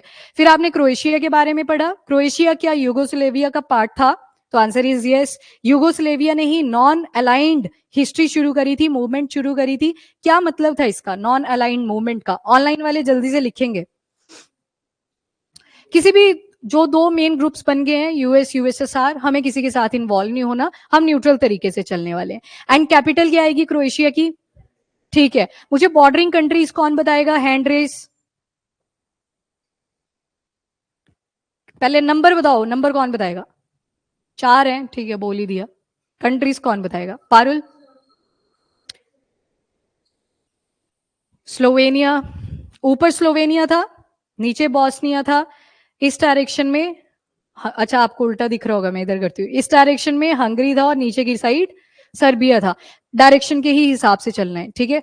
ओके ओके, क्रोएशिया को लेके, क्रोएशिया के अलावा दो जो सी बताए सुमित, कौन कौन से थे, दो और कौन कौन सी कंट्रीज है प्राइम मिनिस्टर की जहां पे विजिट हुई, नहीं, कौन बताएगा, साइप्रस और कनाडा। कनाडा में क्या चल रहा है, G7 समिट। अच्छा, कनाडा के अंदर स्पेसिफिक लोकेशन क्या है, नहीं, ओटावा तो कैपिटल थी, मैं लोकेशन वेन्यू, यस कैनस्किस, बाकी प्रोनाउंसिएशन देख लेना, कैनस्किस है। क्वेश्चन में डलवा दिया है वैसे मैंने करंट अफेयर के, वो कैपिटल बताई थी ओटावा, मुझे लगा था ये मिसअंडरस्टैंडिंग जनरेट होगी, क्योंकि मैंने लोकेशन तो बोली ही नहीं थी वर्बली, चलो उसको भी याद रखना, ठीक है। इसके अलावा अमोलोपस शिलोंग किस चीज की स्पीशी है, फ्रॉग, कहां पे मिली है, मेघालय, शिलोंग से याद रख लेना। और स्टेगनेंट वाटर में ये रहते हैं या फिर हाईली, हाई मैंने बोला स्टेगनेंट, स्टेगनेंट का मतलब है रुका हुआ पानी, या फास्ट स्ट्रीम, फास्ट स्ट्रीम के अंदर रहते हैं। बाकी फ्रेश वाटर में इंडिकेटर भी होते हैं, ये जहां पे साफ होगा पानी वहां पे ये रहेंगे, नहीं होगा ये चले जाएंगे। इसका थोड़ी करना है, वो तो एनिमल्स का करोगे ना, बड़ी बड़ी स्पीशी होंगी तो उन्हीं का ही करना है। ये बाकी इनका नंबर तो बहुत ज्यादा है, ये तो डेटा डेफिशिएंट होते हैं, इनको नहीं करने की जरूरत। इंसेक्ट्स का यही तो फायदा है। सबसे बड़ी क्लास कौन सी है, क्लास इंसेक्टा। ये थोड़ी, ये तो बढ़ते ही जा रहे हैं, ठीक है, इनकी उम्र बढ़ती जा रही है और इनका नंबर भी बढ़ता ही जा रहा है। चलो नेक्स्ट आ जाओ, मॉनेटरी पॉलिसी कमेटी के बारे में आपने पढ़ा। आरबीआई एक्ट कौन से साल का, 1934। आरबीआई कब एस्टेब्लिश हुआ था, 1935, वो अगले साल एस्टेब्लिश हुआ था। पहले तैयारी करनी पड़ती है, बिल्डिंग बाद में बनती है, ठीक है। और जो एमपीसी है, इसका पहले वाला नाम क्या था, टेक्निकल एडवाइजरी कमेटी, जो कि 2016 में रिपील कर दिया गया। कौन सा एक्ट लाया गया था 2016 में, फाइनेंस एक्ट 2016, जिसके तहत क्या ऐड कर दिया, एमपीसी। एमपीसी के अंदर कितने मेंबर्स होते हैं, 6। अच्छा ये नहीं बताया, नए वाले सुन लेंगे। एमपीसी के अंदर 6 मेंबर होते हैं, 6 मेंबर को आप 3-3 में डिवाइड कर लोगे, 3 तो ये गवर्नमेंट के मेंबर होंगे, सेंट्रल गवर्नमेंट के, तो इनको तो साइड कर दो। फाइनेंस मिनिस्ट्री आती है, कई बार होम मिनिस्टर आ जाते हैं, कई बार प्राइम मिनिस्टर खुद भी आ जाते हैं, चेंज कर सकता है। बाकी के 3 कौन कौन थे, गवर्नर, डेप्यूटी गवर्नर और 1% जो होंगे वो नॉमिनेटेड होंगे। कौन नॉमिनेट करेगा? आरबीआई का बोर्ड ही बैठेगा, वो देखेंगे कौन ज्यादा इंटेलिजेंट है इस टाइम पे, उसको भेज देंगे। फिर जो भी इस मीटिंग का रिजल्ट आएगा वो बाइंडिंग होगा आरबीआई के ऊपर। जो भी यहाँ पे रेपो रेट डिसाइड होगा वो उनको इंप्लीमेंट करना ही पड़ेगा। ठीक है, आज आपने पढ़ा इन्फ्लेशन टारगेट और सीपीआई इन्फ्लेशन कौन से सेक्शन में बताया गया है आरबीआई एक्ट 1934 के? 45ZA। ठीक है, बस एक सेक्शन याद रखना है। और एमपीसी कौन से में थी?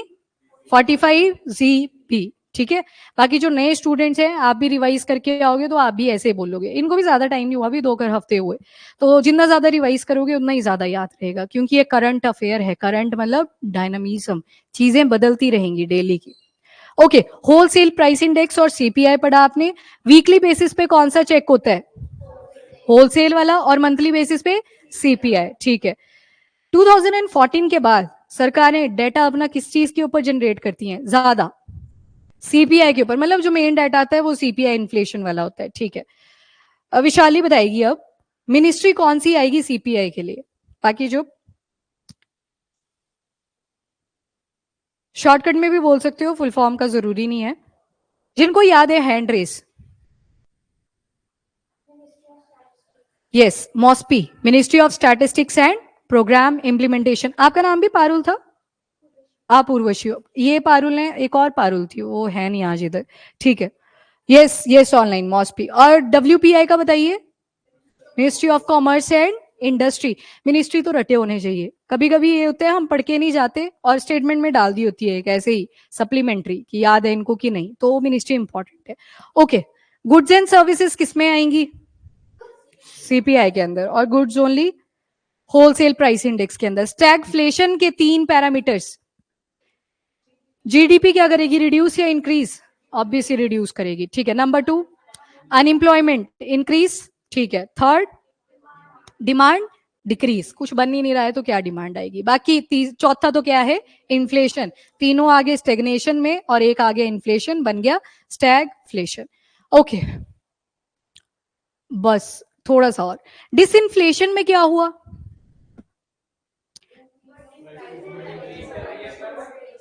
हाँ, प्राइस तो इंक्रीज कर रहा है पर स्लोअर पेस के ऊपर। इन्फ्लेशन में धड़ल्ले का वो जो प्राइस इंक्रीज होते हैं वैसे कर रहा था, पर डिसइंफ्लेशन में क्या हो रहा है? आराम आराम से 1 रुपया 2 रुपया वैसा इंक्रीज आ रहा है। जैसे दूध के प्राइसेस देख लो, जब हम बाहर आए थे तो जो वेरका का आता है ना दूध का पैकेट, हम खरीदते थे 21 रुपए का और आज हो चुका है 33 रुपए का। तो ये वाली कौन सी कैटेगरी आएगी? ये डिसइंफ्लेशन है। आराम आराम से 1 1 रुपया बढ़ाया उन्होंने, तो 10-12 हो गया आराम से 33 रुपए 13 साल। ठीक है, 1 1 रुपया बढ़ा के, पता नहीं चला उसका पर पैसे देने पड़े, तो प्राइसेस के अंदर चेंजेस आपको मिले। हेडलाइन और कोर इन्फ्लेशन पढ़ी आज, प्रमोद बताएंगे किसमें फूड और एनर्जी नहीं आएगा। पक्का? ठीक बोला इन्होंने? ठीक बोला, क्योंकि कोर में हम क्या चेक करते हैं? फ्लक्चुएशन जितनी कम से कम हमें दिखे, तो कम से कम चाहिए अगर डाटा तो उसके लिए कोर इन्फ्लेशन को चेक करेंगे।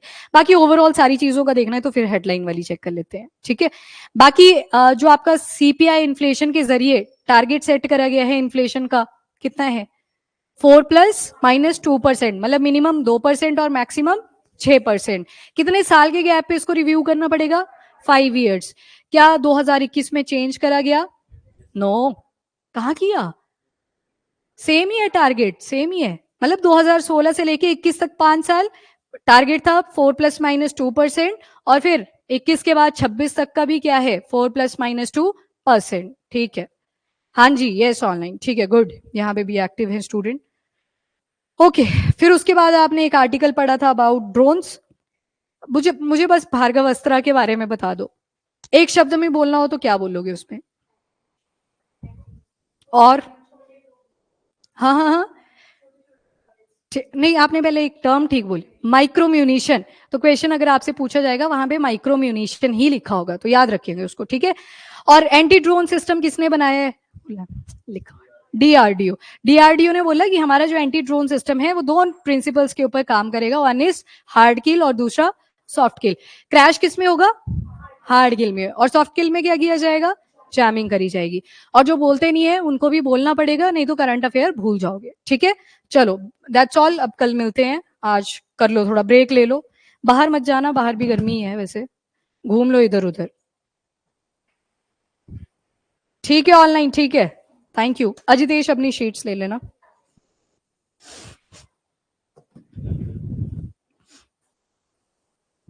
लिख लिया? दोबारा से लिखिए। ठीक है, एक एक ही लिख सकते हो आप, कईयों को देती हूँ मैं ऐसे कि दोबारा से लिख के ले आने हैं, तो वो एक एक भी लिख सकते हो, शीट मोटी है आपकी। ठीक है, जाओ जाओ अजितेश। ठीक है ऑनलाइन, ठीक है, thank you so much, thank you. अच्छा अजितेश, एक गड़बड़ होगी इस क्वेश्चन में। यहाँ पे बोला था major chalcolithic cultures in India, और हाईलाइट करने थे उनके regional distinctiveness in pottery and settlement. Direction गलत है बस। आपने क्या किया, आपने लिखा फीचर्स ऑफ चाल्कोलिथिक साइट, ये नहीं आपसे पूछा था, आपसे बोला था major chalcolithic cultures in India, ये वाली। मुझे पता है आपने लिखे हैं। यहाँ पे ध्यान से सुनो, discuss the defining characteristics of major chalcolithic culture. Site के बारे में नहीं पूछा है, मेजर जो चाल्कोलिथिक कल्चर रहे उनके बारे में पूछा था। 4 आए थे, बनस था, क्या था, मालवा था, जॉर्वे था। इसके हिसाब से आपकी डायरेक्शन आनी थी आंसर की। डायरेक्शन में गड़बड़ हुई है तो इसमें 2 ही पॉसिबिलिटी। पॉइंट्स अच्छे हैं, पॉइंट्स में कोई कमी नहीं है, लोकेशन आपने अच्छी बताई है। इसमें या तो आपको सिर्फ 5 नंबर मिलेंगे क्योंकि डायरेक्शन गलत थी, या तो 8 नंबर मिल सकते हैं कि पॉइंट्स अच्छे लिखे हुए थे। ठीक है, तो मैंने दोनों ही ऐड कर दिए। ये इसकी डायरेक्शन आनी थी। एक बार देख लो इसको, शीट बाद में कल कर देना चाहे से वापस, इसी डायरेक्शन में लिखना है। हाँ जी, लिखा आंसर? ठीक है। सिलन पड़ी है शीट में?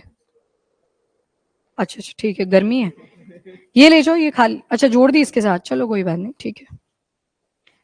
ठीक है, इस डायरेक्शन में लिखना। फिर बोला था आपको कि आपने हाईलाइट करने हैं जो भी यहाँ पे पॉटरी हुआ करती थी, सेटलमेंट, वो आपने लिखे हुए हैं सारे, डायरेक्शन गलत थी।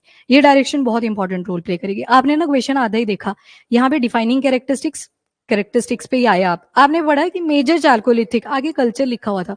जब कल्चर लिख दिया तो 4 हेडिंग वही बननी थी, बनस्क्यात, मालवा और जॉर्वे वाली। ठीक है, तो डायरेक्शन गलत थी, बाकी पॉइंट्स ठीक है।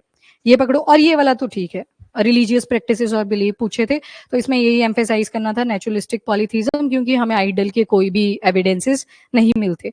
और सेक्रीफाइसेस की काफी डोमिनेंस थी।